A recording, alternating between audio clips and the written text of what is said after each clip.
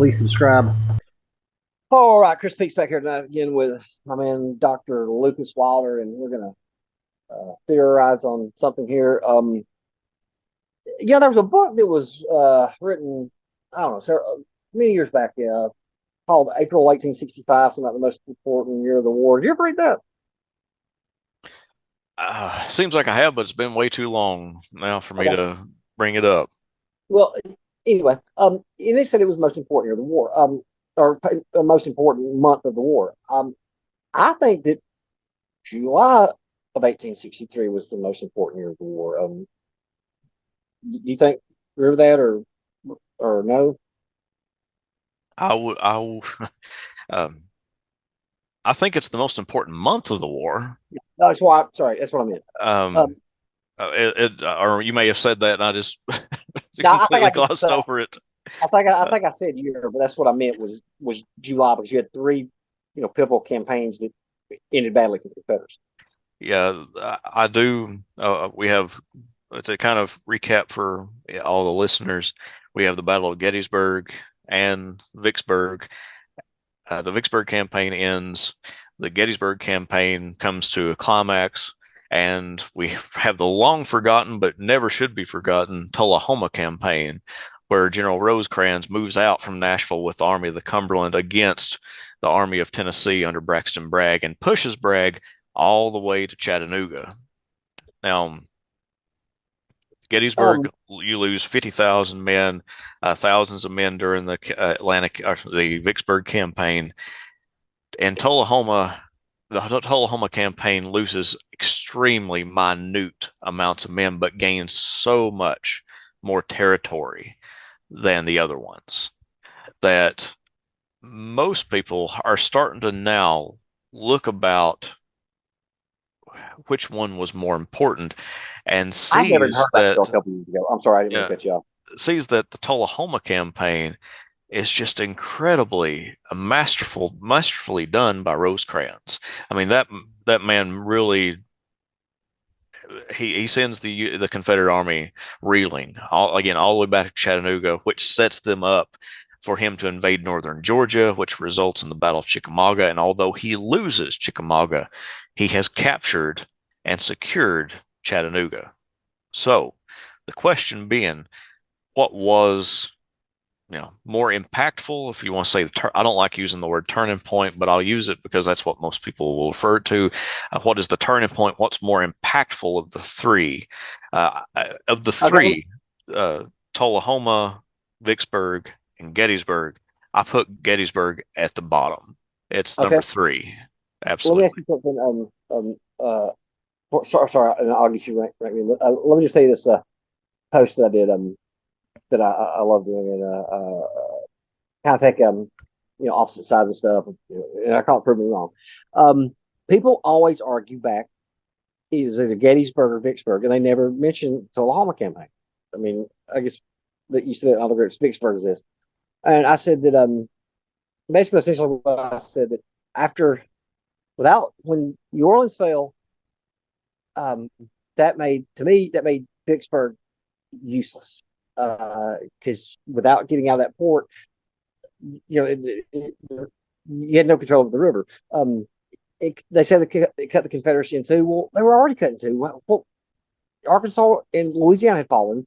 So what was you going to get through occupied territory and then across that river and by Grant's army?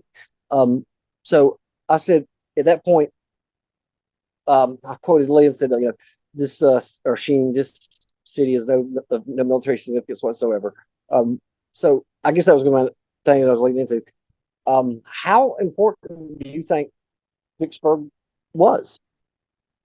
I would love to see the numbers on how much sugar and cattle were coming from Texas and Louisiana through Vicksburg and going into the rest of the Confederacy. Until I have those numbers, I can't imagine that Vicksburg was that important. However, I will say the importance of Vicksburg may not be that all these goods were flowing from the west into the eastern part of the Confederacy. It may be that the Confederacy lost around 30,000 men. with the capture of Vicksburg because that's something they couldn't get back. However, I will say most of those men were quickly paroled and sent back into the Confederate Army. That But they lost a I, lot of I guns too.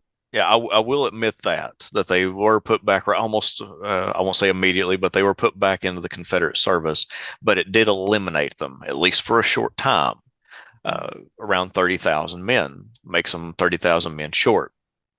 So that's one Uh, thing it does do. And I think that's probably, until I see the numbers, I think that's more significant than the supplies allegedly coming through.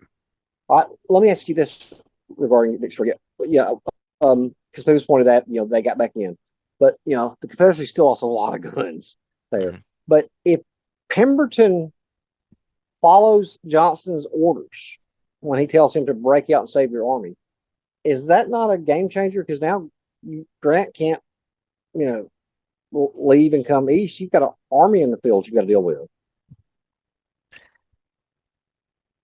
Johnston completely thought that if Pemberton could get out, link up with him, that they would have somewhere in the neighborhood. He was getting troops too, so he would have somewhere in the neighborhood of around 40, maybe even 50,000 if the troops came in.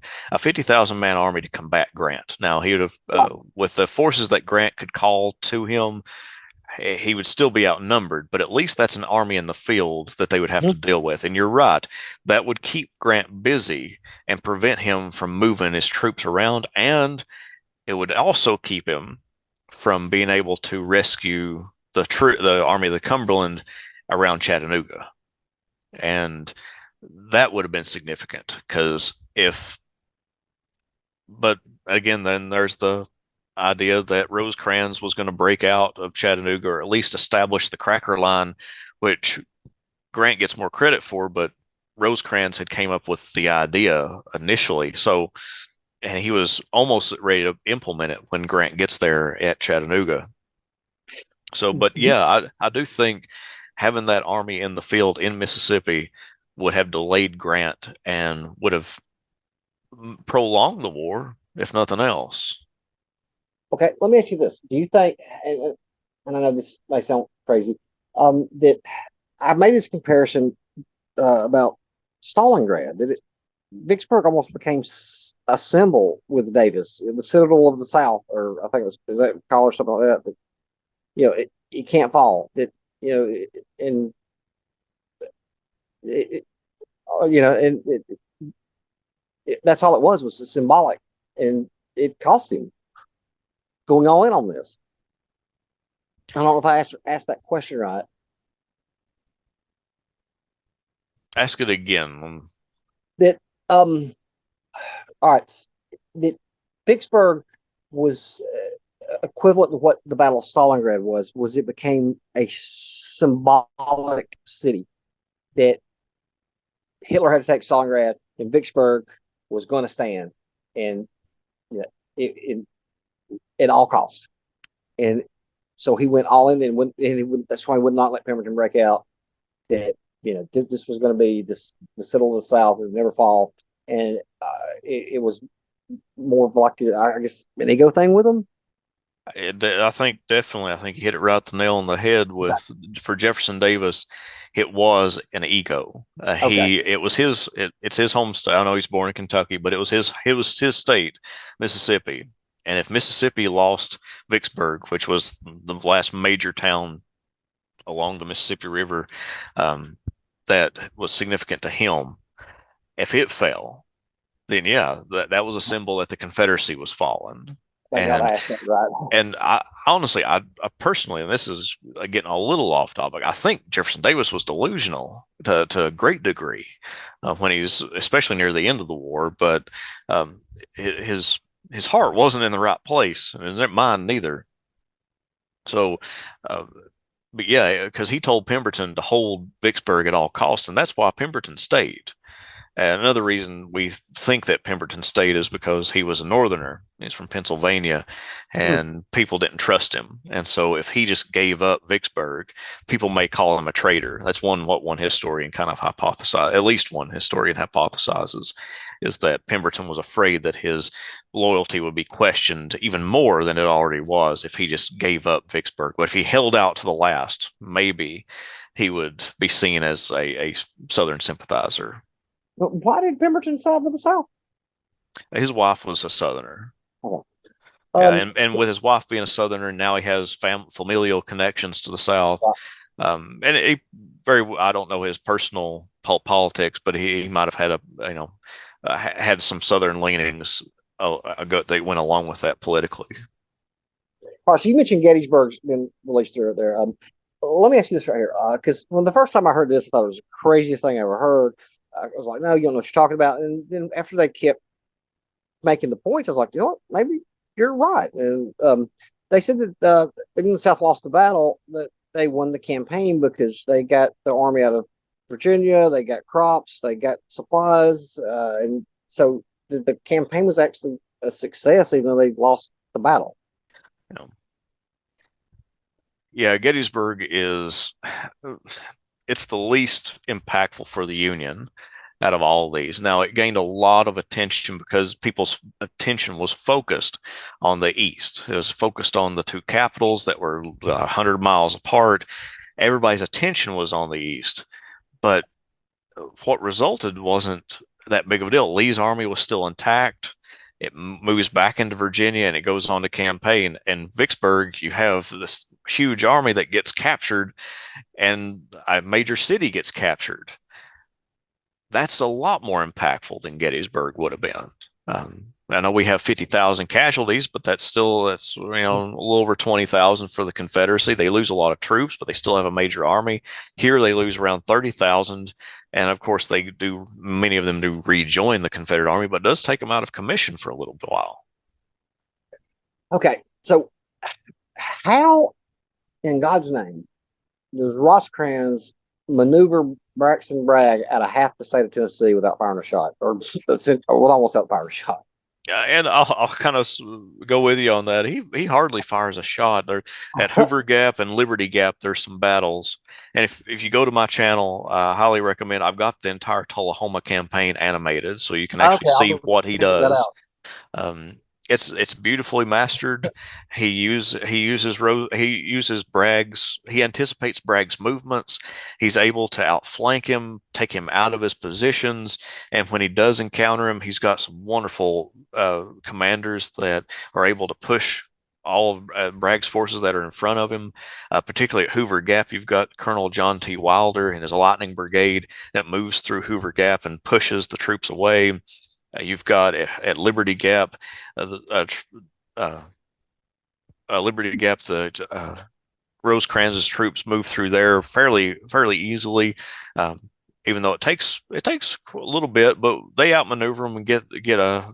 It's all it is about a brigade that faces them roughly, although there's a few reinforcements that come in at Liberty Gap. Those are really the only two engagements that happen on the Tullahoma campaign. The rest is just maneuvering.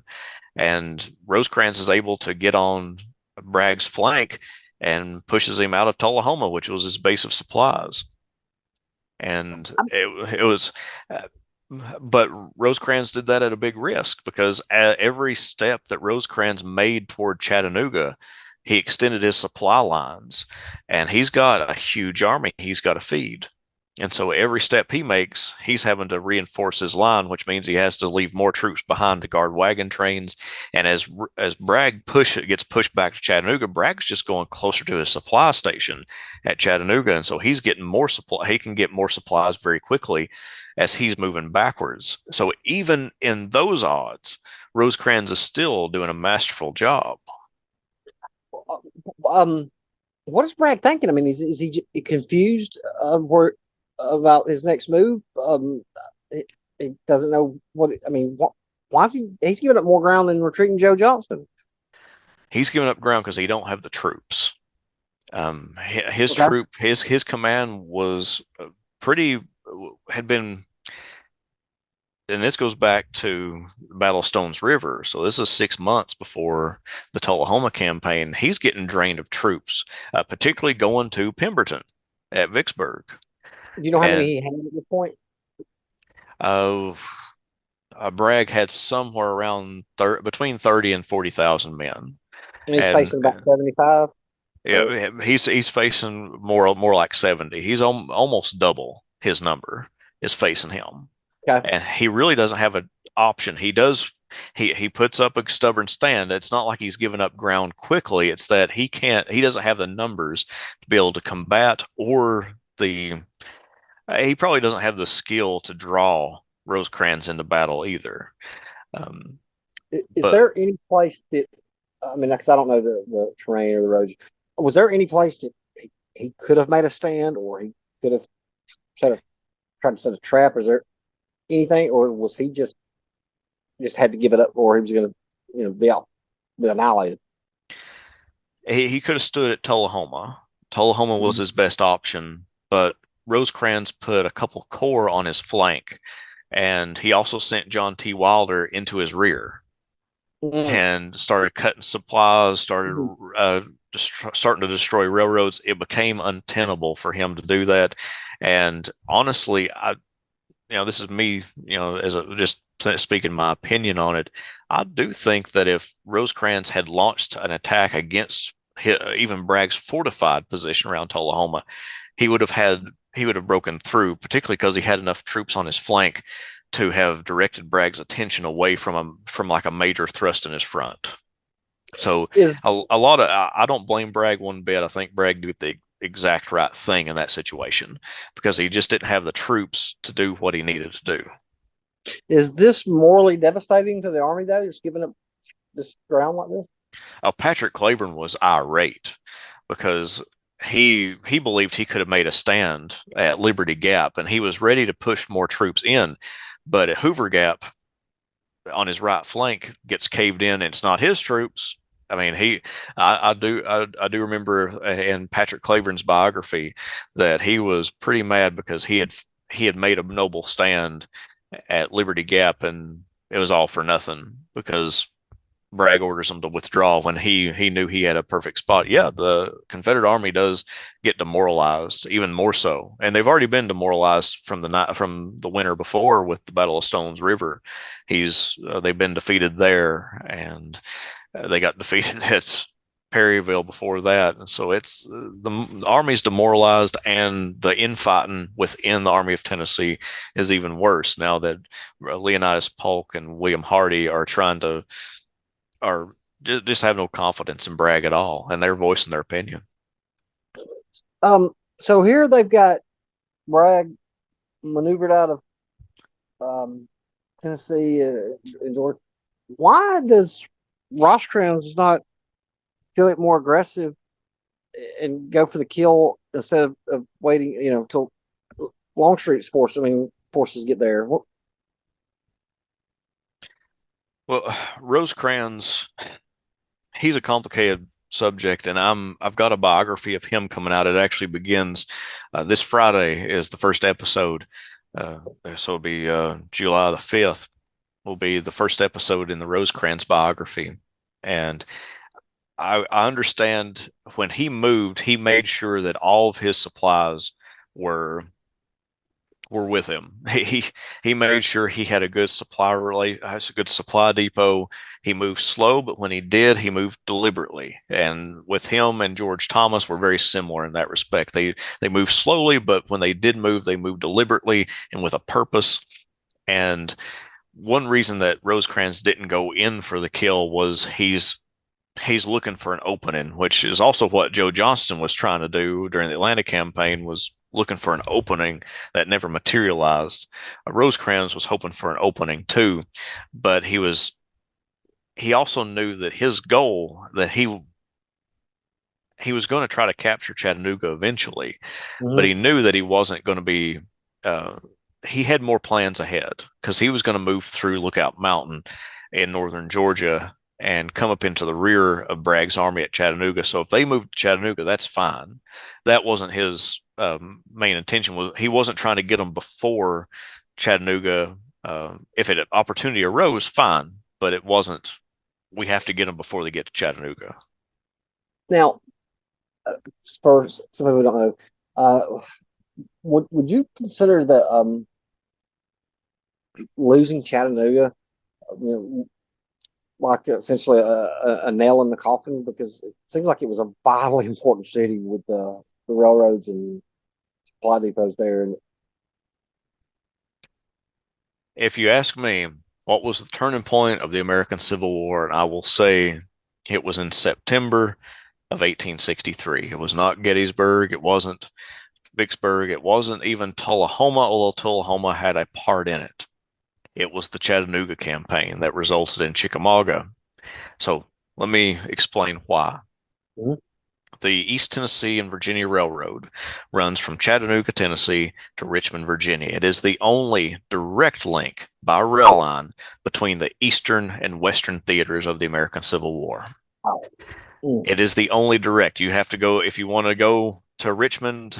If you want to get from Alabama to Richmond, any other way, you have to go through Alabama, Georgia, the Carolinas, and then come up from the south.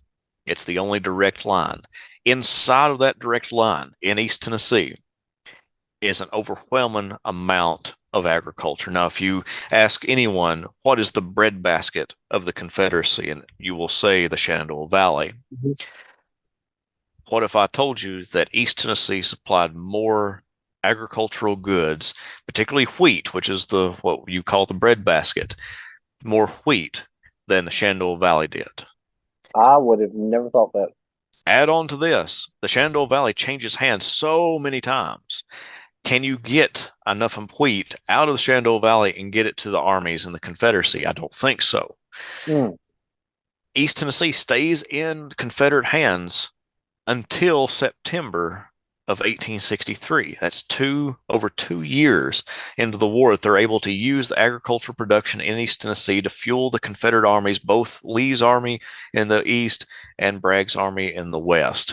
When you Wow. when you cut that rail line by capturing Chattanooga, you deny Robert E. Lee of his food, you deny Braxton Bragg of his food, and you deny him of something even, both of those armies of something even more important, and that is salt. Most of the Confederacy salt is coming from southwestern Virginia, which is using that very same rail line. Mhm. Now the salt works do not get cut until about a year later completely, although it is significantly damaged when East Tennessee gets taken. So when you cut Chattanooga and you cut the East Tennessee and Virginia rail line, you have essentially, literally, I've actually literally cut off a vein to the heart of the Confederacy, a large vein. So that nail that you put in the coffin is a huge nail. And according to me, my argument is that the Chattanooga campaign is the turning point and the biggest nail in the coffin to the Confederacy because it denies all the armies in the Confederacy of a valuable food resource that does not get taken back. It stays in Union hands after September of 1863. Wow. I see. I've always thought that it was a nail in the coffin with that rail hub. I didn't realize how big of a nail it was until you just explained that. Uh, wow. I mean, you just basically cut off the lifeline to the entire Confederate Army. Yeah, and that's why Longstreet has to come through the Carolinas and go through Georgia to get to what ends up being Battle of Chickamauga. Is that rail line, the East Tennessee and Virginia rail line's gone. It's of no use to the Confederacy anymore, and it never does.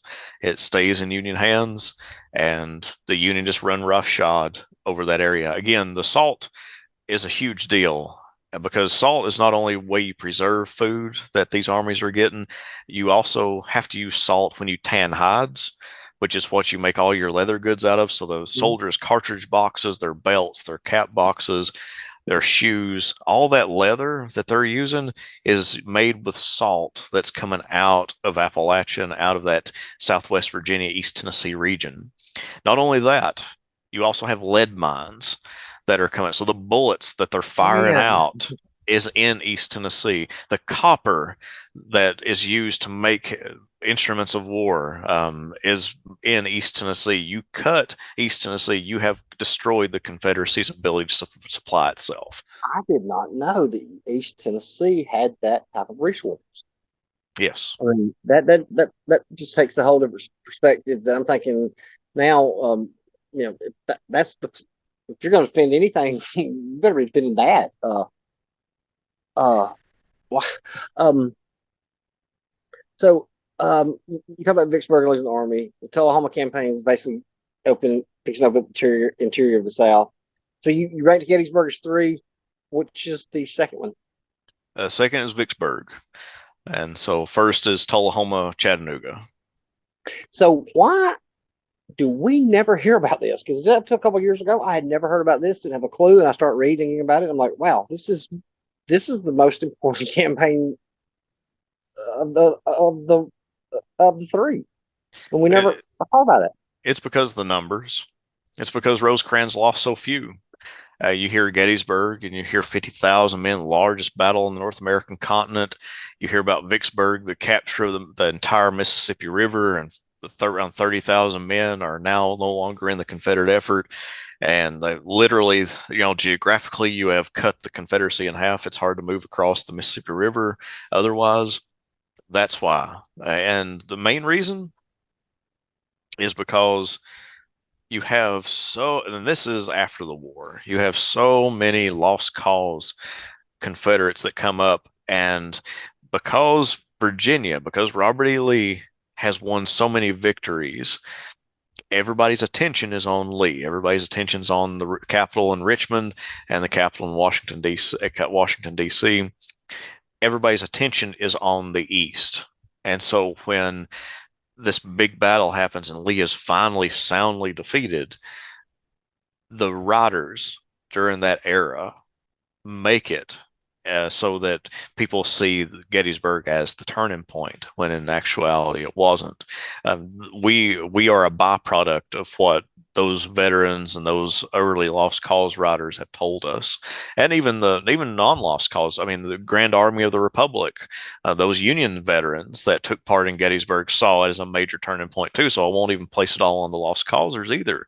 It's all these people that are so focused on the Eastern Theater that they change perception, and we forget about Rosecrans a lot of times because Rosecrans didn't lose that many. He gained a lot of ground, but he didn't lose many men, so it's not seen as a great victory.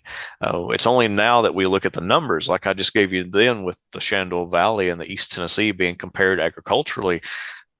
That research was done by me. I'm the author of that, and my publication that came out um, a couple months ago and I forgot I was going to send that to you. I apologize, I hadn't sent it to you yet, Oh, but that's fine. that goes into a lot of those numbers. I talk about those quite a lot, and so I'm the first one to kind of do that.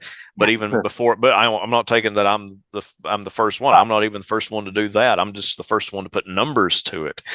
We have a lot of historians that are coming around that Rosecrans' Tullahoma campaign is seen as now the greatest victory because he didn't lose many troops. But yeah, the reason you haven't heard about it is because the people back then saw Gettysburg as the turning point, even though we can look back now and run some numbers and reconfigure our mindset towards what truly was the turning point. And I wager it's the Tullahoma / Chattanooga campaigns, and it'd be hard to convince me otherwise. So let me ask you a hypothetical, and then go these other all day. The Confederates, Lee still suffers his defeat at Gettysburg, but Pemberton does break out. So that keeps, you've got an army in the field. Grant's not able to, you help lift the siege. Does the Confederacy now, are they now more in the driver's seat of winning this war? That's a good question. Would they be more in the driver's seat? Would they have more of an advantage? They definitely would have more of an advantage. Vicksburg is taken, but that army that they've taken out of the field, now it's now operating against them. So you've got Pemberton, which it would be under Johnston now. Johnston would take command of the entire force because he's at the time he is commanding all of the forces in the uh, Western Department, and so um, the war would be prolonged.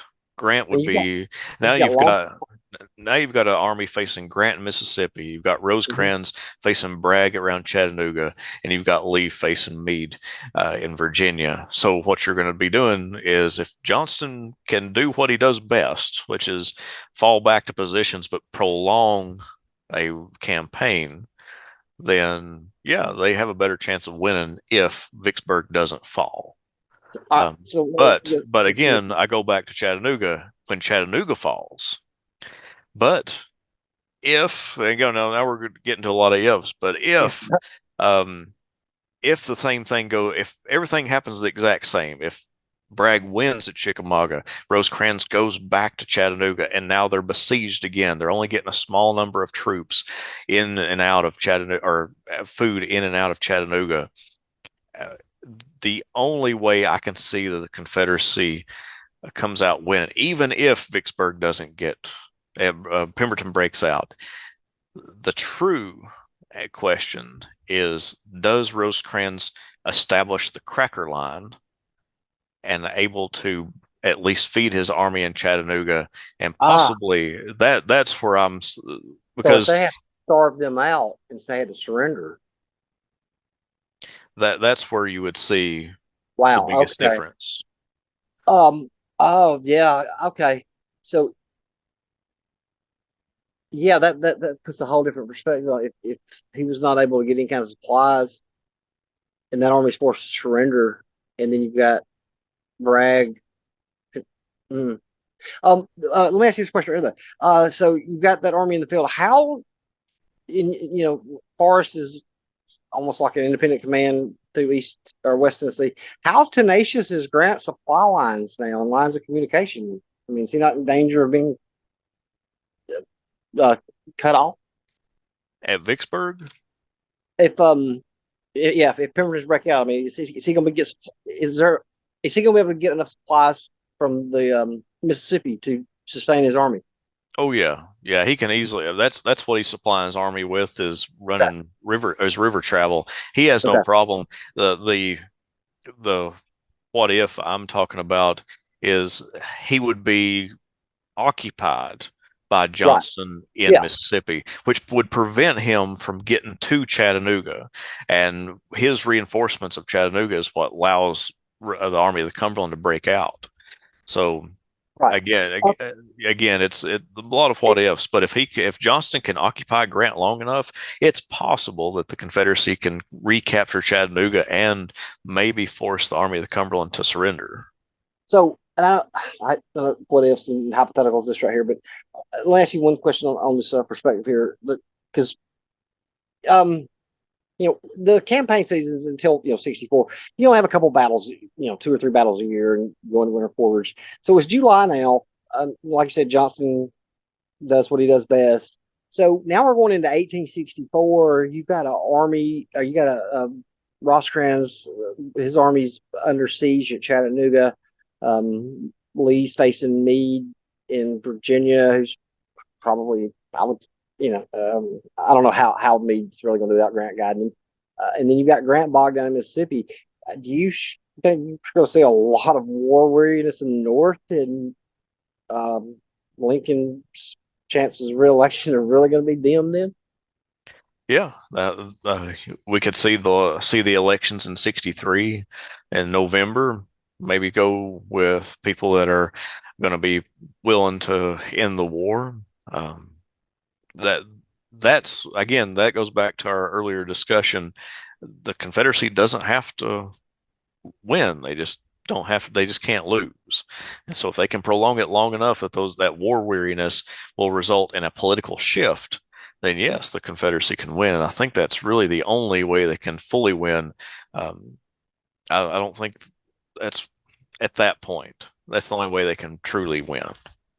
All right. Do you believe? or and, yeah, this is hard to answer.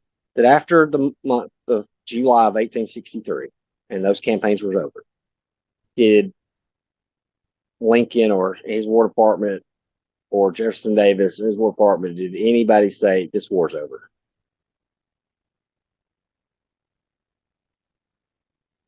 Hmm.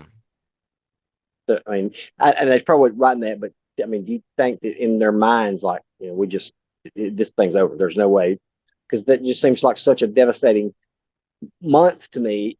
And Monday morning quarterback's always easy, but I mean, what do you speculate was going through their minds? I mean, I know that's a hard question to answer. Well, I'll answer it like this. Um, Robert E. Lee, when he writes his official report, if you read the official report, which I have on my channel, I've read it verbatim, what it says. He doesn't. He admits that there was a defeat, that he wasn't able to push the Union Army off the field, but he lists all the stuff that went right. He lists all the stuff he gained from the campaign, which he one of the big reasons he was going into Pennsylvania was to get a lot of horses, because a lot of his artillery was broken down and even his cavalry. So he made a lot of contributions to the Confederate war effort by going Mhm. into Gettysburg or going to Pennsylvania and fighting the battle. So that didn't hurt Davis's mindset. Now, when Vicksburg gets captured, Davis doesn't blame Pemberton.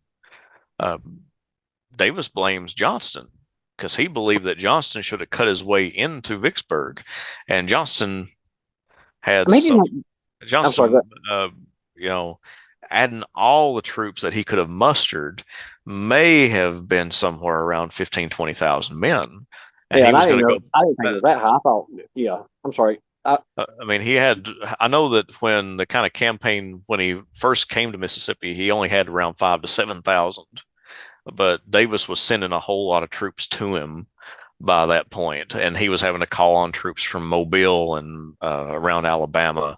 And so now I'm not saying that that's going to be his entire force that's right there, but he could have mustered somewhere around 20,000 men, conceivably. But And so, there's no way he could have lifted that siege. yeah, and I'll go all the way to when Lee surrenders at Appomattox. Davis meets with what's left of his cabinet and Joseph E. Johnston in Goldsboro, North Carolina. And when they hear that General Lee has surrendered, that the reports are true, John C. Breckinridge is the Secretary of War, acting Secretary of War. He comes to the meeting and says, "Yes, it is true. Robert E. Lee and the Army of Northern Virginia has surrendered." Davis says, "This was a huge hit, but it's not fatal." I think he was delusional at that point. But if even Robert E. Lee surrendered doesn't change Jefferson Davis's mind that the war is over, I don't think Vicksburg did either. Oh, okay. I didn't know he said that. Yeah. Yeah, I mean, he had to be. I just remember when he moved to Danville and something about now our armies can move freely and we don't have to worry about occupying cities or something. It's like, dude, you're in forward. Your government's in full retreat. Um, let's see. Just a question I was going to ask you about that real quick. Regarding Vicksburg, what was it? Man, I hate when I lose those trains of thought. Oh, oh yeah, I remember what it was that. Do you think that anybody at the time realized how important the Tullahoma campaign was? Like Lee or Grant and the generals, that they realized how vital it was, or they still focused on the other ones? There was a lot of Northerners that were, and I'm just talking about regular citizens, a lot Mm-hmm. of Northerners saw the Tullahoma campaign as actually very successful. There was one newspaper that I recall in the Rosecrans biography that was highlighted that says out of all these battles, Rosecrans has won the greatest victory of them all because he didn't lose that many troops. And so even people in their own time did see, some of them did see the Tullahoma campaign as being extremely important and impactful, but the majority looked at Gettysburg and Vicksburg. Again, Gettysburg because it was closer to the capitals, and that's where everybody's attention was. Vicksburg because of the vitality of the Mississippi River. So there was plenty of people that saw Tullahoma as very important, but the vast majority didn't think that way. Okay, one last question for you. Let's say that Davis decides against the invasion of the North, or whoever decided against. Longstreet's corps goes and meets with Johnston, and that would probably give him, if he mustered about around 40,000 troops then, with what he could muster nearby. I mean, with Longstreet's corps, because you said 15 or 20,000, would that be a close number or less? Or what do you think? How many troops do you think it had? Longstreet, when he came west, had two divisions with him, numbering somewhere around about 10, somewhere between 10 and 15,000, probably all together. So that Maybe would 10. gave Johnston 30 or 35,000 troops. Yeah, somewhere around that. Could Johnston have lifted the siege with 35,000 troops? No. Or okay. So if they had did that, they're going to lose Johnston's army and Pemberton's army and everybody at Vicksburg. It was on. Let's see. I'm trying to remember what date it was. It was either July 3rd. It might have been July 4th, or it could even be in the 5th. I thought it was 4th of July. Vicksburg didn't celebrate it for 100 years or something. Oh, I know that Vicksburg fell on the 4th, but I'm trying to think of when Johnston sends a message to Pemberton. I'm thinking it was either the 3rd, 4th, or 5th. It's one of those 3 days. And he says, on the 7th of July, I'm going to make a demonstration against the Big Black River, which is where William T. Sherman's corps is. And when I make the demonstration and get their attention, you break out. And of course, Pemberton never gets the message. He's already surrendered by the time that message would have even have got to him. So there, even if Longstreet had been sent into Mississippi, which I think Johnston and Longstreet would have loved, because Johnston was a big fan of Longstreet, and Longstreet loved Johnston too. Yeah, it wouldn't have made much of a difference. Johnston was not going to attack Ulysses S. Grant with having any kind of inferior numbers in the least. Now, did Johnston ever give? And because I may have this totally wrong, did he not already sent orders to Pemberton to break out? Because I thought that he had sent orders to Pemberton to break out. Davis told him to hold at all costs, and he obeyed Davis over Johnston. But I may have that wrong. No. Johnston made repeated attempts to get Pemberton to leave before Grant got there, and then try to tell him to evacuate if he can. But that last order was Johnston felt he needed to do something, like get Grant's attention, to divert their attention away so that Pemberton could evacuate. And that was the last message. Does that further cause friction between Johnston and Davis, with both of them giving conflicting orders? Oh, yeah. Davis and Johnston hated one another, and that's a whole conversation in of itself. But yeah, Davis and Johnston absolutely couldn't stand one another. So, cool question here. Where Johnston and the meager force that he has, where does he head now after Vicksburg's fallen? He stays in Mississippi. He goes back to Jackson. Grant turns his attention toward Jackson, captures it again for the second time in 2 months. And then once he captures Jackson, he leaves, and then Johnston comes back. and he stays around Morton, Mississippi for a while. Yeah, Johnston just stays in Mississippi and until he's finally transferred and given command of the Army of Tennessee, which will happen at the end of 63, beginning of 64. All right, man. Is there anything else you want to add to it? I think that's all the questions I got on it.